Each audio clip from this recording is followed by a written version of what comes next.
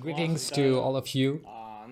Greetings to all our friends of Ukraine. Greetings to all who support freedom. Mr. President of the European Council, my friend Charles, I congratulate you and congratulate all of us on your re-election. I think this is very important and this is right. I'm grateful for the opportunity to address you and the nations of Europe. Today, it already has been a month since the Russian invasion, after 8 years of aggression in Donbass, the month of the Great War. In short, about its chronicle, because everything is in my head and everything is fragments, unfortunately tragic ones. It all started on February 24, from Russia, when the missiles flew, early in the morning, against our peaceful cities. People have still been sleeping, death has already come.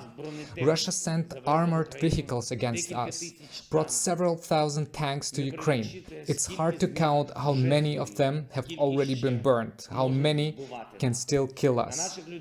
Bombs fell on our people from planes that took off from Belarus, and they didn't even admit that they did it. Russia captured the Chernobyl NPP. Staff have not been released for 24 days there. Imagine, people lived 24 days at such a facility, worked at such a facility. These are our people, so that nothing terrible happens in Chernobyl again, to prevent the catastrophe. And the Russian military held them hostage. Russian tanks fired at the Zaporozhye nuclear power plant. Russia fired missiles at Babin Yar. It has already destroyed more than 230 schools and 155 kindergartens, killed 128 children, fired missiles at universities, burns residential neighborhoods with rocket artillery. Whole cities, villages, just to ashes, nothing remains. The Russian military killed journalists, although they saw the inscription press on them. They may not have been taught to read, only to kill. Russia has blocked Mariupol. This is a blockade that no one could have imagined in our time. Hundreds of thousands of people without water, without food, under constant shelling, under constant bombing. The Russian militaries deliberately blow up hospitals, maternity hospitals, shelters. They even blow up shelters. Imagine, knowing for sure that people are hiding there. They killed a 96-year-old Boris Romanchenko in Kharkiv. A Russian projectile flew into his apartment, into the apartment of a man who survived the Nazi concentration camps, but could not survive Russia, that went to our Ukrainian Kharkiv. Thanks God, our military stopped Russia there. Russian troops are using phosphorus bombs. It was this morning. Rape women, loot houses, destroy churches, all churches, even those of the Moscow Patriarchate. Abducted more than 2,000 children from Ukraine. We don't know where our children are, where our 2,000 children are.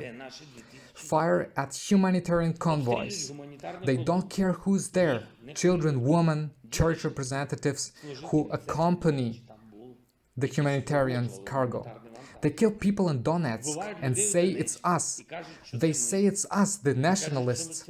Russia is doing all this for a month already on our land. And Ukraine?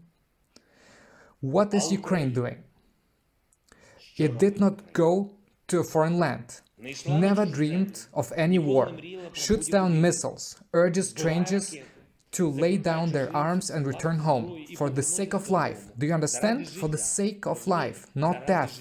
Heals and feeds war prisoners, allows them to contact their relatives by phone, collects the corpses of Russian soldiers from the fields, which they simply leave, abandoned, hundreds and hundreds. Ukraine has united for peace, and for the sake of peace it's united the world, tries to unblock the besieged cities, maintains the safe operation of nuclear power plants, even in the presence of the occupiers. calls on the IAEA to intervene and patiently explains to the international bureaucracy what is happening, evacuates people from dangerous areas, does not stop trying to deliver humanitarian aids, records Russian war crimes, gathers evidence, invites journalists, maintains the functioning of all institutions of a normal state, defends its own country, and even morning, do you hear me? Every morning, the whole state, the whole of Ukraine, children, grandparents, everyone honors the memory of all these who died for our state with a moment of silence. Have you heard anything like this on Russian television? Have you seen this in their schools? They are even ashamed of the word war. They call it a special operation. Although they organized a massacre here, as the Nazis did. These are different worlds, we and they. These are different values. This is a different attitude to life. The Russian military does not see what dignity is. They do not know what consciousness is. They do not understand why we value our freedom so much. This is what determines how the country will live and who should be in Europe. And what about the European Union? I want to thank you. You are united around us. But I want to say that it was done in one way or another. But once again, the main thing is that you have united, and we really appreciate that. You have applied sanctions. We are grateful. These are powerful steps, but it was a little late. Because if it had been preventive, Russia would not have gone to war. At least no one knows for sure. There was a chance. You blocked Nord Stream 2. We are grateful to you, and rightly so. But it was also a little late. Because if it had been in time, Russia would not have created a gas crisis. At least there was a chance. And now you and I are preparing Ukraine's membership in the European Union. Finally. Here, I ask you, do not be late. Please. Because during this month, you have compared these worlds. And you see everything. You saw who is worth what. And you saw that Ukraine should be in the EU in the near future. At least you have everything for that. And we have this chance. Lithuania stands for us. Latvia stands for us. Estonia stands for us. Poland stands for us. France, Emmanuel, I really believe that you will stand for us. Slovenia stands for us. Slovakia stands for us. The Czech Republic stands for us. Romania knows what dignity is, so it will stand for us at the crucial moment. Bulgaria stands for us. Greece, I believe, stands with us. Germany, a little later. Portugal, well, almost. Croatia stands for us. Sweden, yellow and blue should always stand together. Finland, I know you're with us. The Netherlands stands for the rational, so we'll find common ground. Malta, I believe we will succeed. Denmark, I believe we will succeed.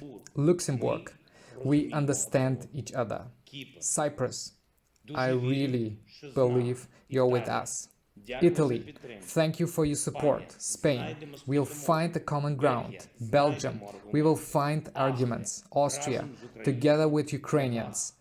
It is an opportunity for you, I'm sure of it. Ireland, well, at most. Hungary, I want to stop here and be honest, once and for all. You have to decide for yourself who you are with. You are a sovereign state. I've been to Budapest. I adore your city. I have been many times. Very beautiful, very hospitable city. And people too. You have had tragic moments in your life. I visited your waterfront. I saw this memorial, shoes on the Danube bank, about mass killings. I was there with my family. Listen, Victor, do you know what's going on in Mariupol? Please, if you can, go to your waterfront. Look at those shoes, and you will see how mass killings can happen again in today's world. And that's what Russia is doing today. The same shoes. In Mariupol, there are the same people, adults and children, grandparents, and there are thousands of them, and these thousands are gone.